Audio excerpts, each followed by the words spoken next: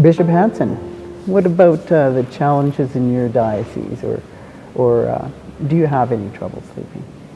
Well, I feel lucky that I learned that lesson early on. I think that it is in the hands of the Holy Spirit. I feel a great deal of freedom. I never thought I'd ever see myself as a bishop, and I figure if I got here, I will receive the strength and the help that I need to do what needs to be done. But what I'm finding the most difficult right now, besides finding the help that I need, whether it's priests or lay people who can rise to that level of leadership in the communities, is really trying to figure out how the church can walk with the people in the communities that we serve. It's not that long ago that the church was a powerful force in the Northwest Territories. The priests, the brothers, the sisters, they were there to do just about everything in the communities, from celebrate Mass on Sunday to run the movie projector on Saturday night. The lumber mills were all church-owned, providing employment to the communities. All of that has diminished. And there's a whole generation of people who have been baptized, and then in some sense, I wouldn't say abandoned by the church, but just because of a lack of presence, they've really felt that they've been left on their own, to their own devices, to share the faith with the young people, and in some cases this has been very difficult to do.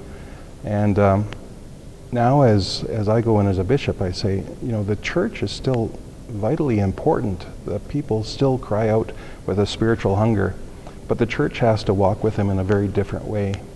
And trying to figure out what that new way is, with limited resources, financial and human resources, it's a real puzzle, a real challenge that keeps me wondering what the next step will be.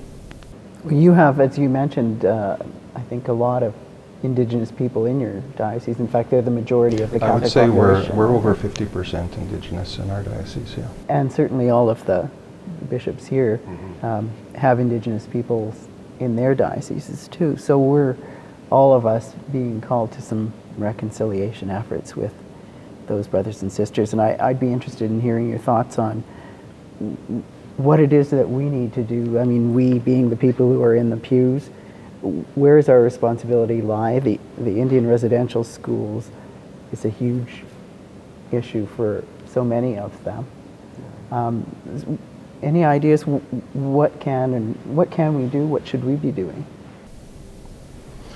Well, for me, the first thing is to begin asking ourselves personally that question, and to begin to educate ourselves. If you're not familiar with Indigenous people, with their cultures, there's so many resources online to just start learning a little bit about our Canadian history. The people who are living around you right now, in whatever community you are, we're all part of so many treaties. And the first insight that I had into treaties was when I found out that I'm a treaty person. You're not treaty by fact of being Indigenous. You're treaty because it's an agreement between peoples. And so the lands that we inhabit, whether we're newcomers to Canada, settlers, or Indigenous people, we're all part of this process of learning about each other's cultures and trying to figure out how we're going to live together going forward into the future. So part of that is just getting to know your neighbor and realizing that it's not separate from you, and to engage in that process. One of the things that I've found is the importance, and this is to build on what you had just said, is the importance of listening and learning in order to appreciate the gifts that the First Nations people can share with us. There's an extraordinary richness there that I think we need to hear, and not just hear, but learn from and adapt. I think, for example, that certainly in the dialogues that I've had with First Nations peoples, and just watching them even interact with one another, God is not eclipsed. They are not at all afraid or embarrassed to call upon God as creator in their prayer whenever they meet. Now here in our secularized society, increasingly secularizing society, we're quite happy, thank you very much, to eclipse God and eclipse faith and talk about talk about faith as something personal and private with no role or place in the public square. What I found with the Indigenous peoples is it's just the opposite, and we as a country need to learn this again. The relationship that they have with silence, ours is a culture of noise, but they're not. If you're together with people in a listening circle, for example, they're not at all uncomfortable with silence and long pauses, as people take time to think and to ponder and to speak. And as they engage with one another, they give each person whatever time is needed to say whatever is on their mind or in their heart. And that, for me, bespeaks an extraordinary reverence toward and respect for the dignity of each human person. One of the things, now I admit I would find this challenging by times, it's the relationship with time. And they will talk quite openly and sometimes joke among themselves about their relationship with time. It's a different relationship than we are accustomed to. We're just kind of ruled by the clock. It seems to be the need of the person, the need of the family, the need of the community that kind of will be the driver as opposed to the clock and the time. I think those are just some of the things that, I'm sure there are many, many more, but those are the things that jump to my mind right away, that the extraordinary gifts that are within the First Nations communities that can be brought to the dialogue and would need to be part of the reconciliation. Yeah, I think that's a way forward. I think reconciliation does involve receiving gifts from each other, and I think in the St. Paul Diocese we have 10 Aboriginal communities and 4 Métis communities, so I've got to know quite a few of them. And just following along what the Archbishop just said, I've never come across anyone, sincerely, in the Aboriginal community who is without God, who doesn't believe in God. I mean, they can be very angry at God, angry at the bishop, angry at the pastor, angry, but God is still God. Whereas in the non-Aboriginal society, popular culture of Canada, I guess, people live as though there is no God. God is no longer present in the popular culture. And that connects with our whole issue of vocations. Around the world, the societies where God is present in the culture, vocations naturally happen. In societies where God is for all intent and purposes banished and not present, vocations have to be miracles. They have to be supernatural. They're no longer natural.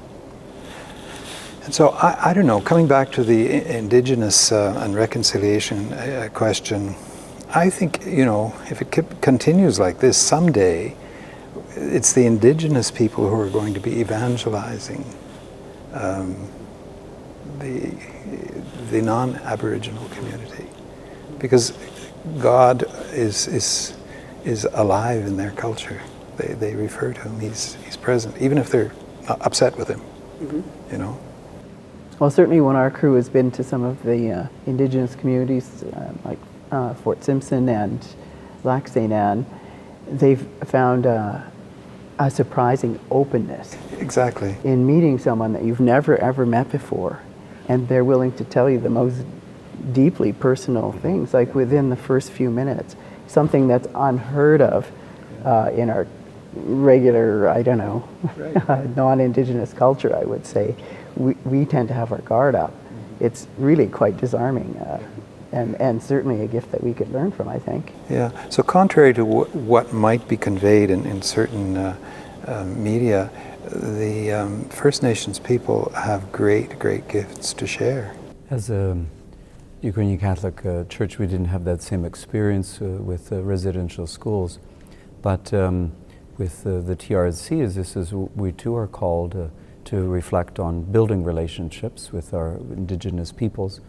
My own reflections are that 125 years ago, when Ukrainians first started immigrating to Canada en masse, we wouldn't have been able to survive those first winters. They were harsh, they were cold.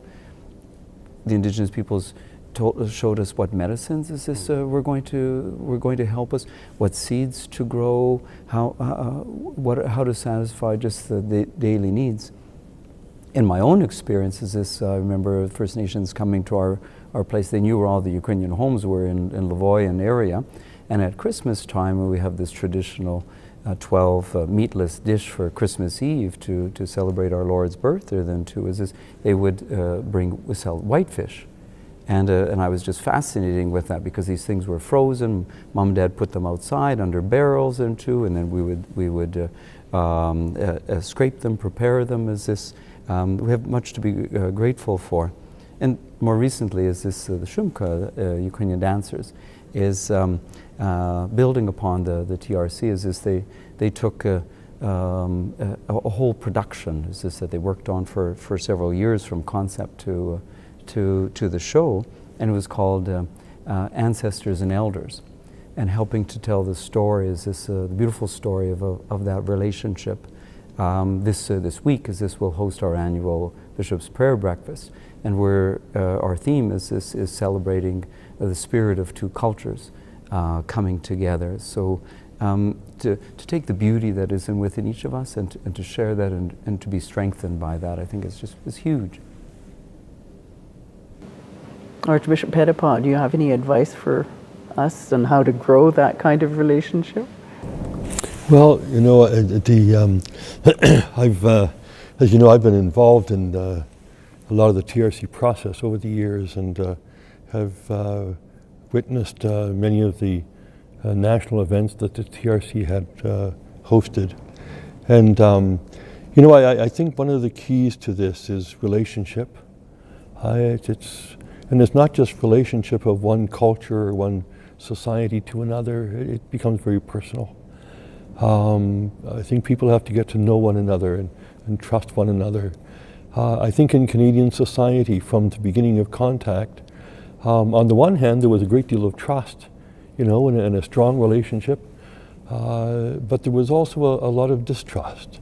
And I think we sometimes hesitate to use the R word of racism, but I think even in almost an innocent and benevolent way, we're very conscious of who we are and that people are different than us. And there's a certain amount of, I think, claiming identity that is going to say we're different. Indigenous people would want to be able to say, well, yeah, we're different. We're Cree people, we're Ojibwe people.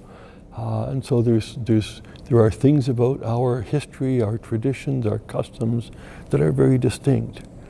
But that should not lead to animosity or distrust or any of the negative elements that we sometimes see between races. We should be able to claim our identity, everybody.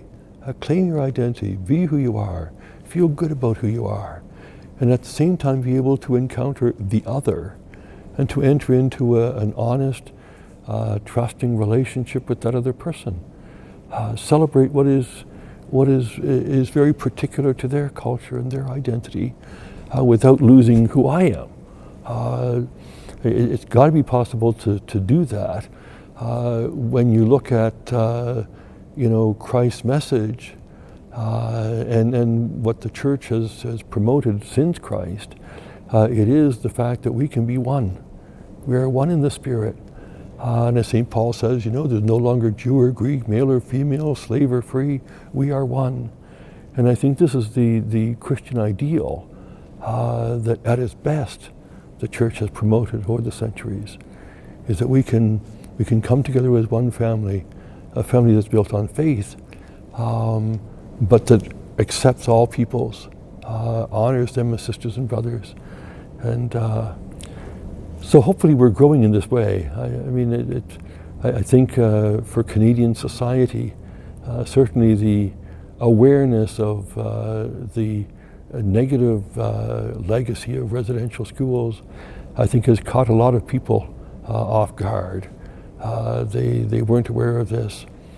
I think the more that we become accustomed to that reality and perhaps can go beyond that, the past should not prevent us from being able to make steps forward into the future. Hopefully we get to that point where indeed we're building a future, where we're trying to create a different reality than has been the reality in the past, in our history.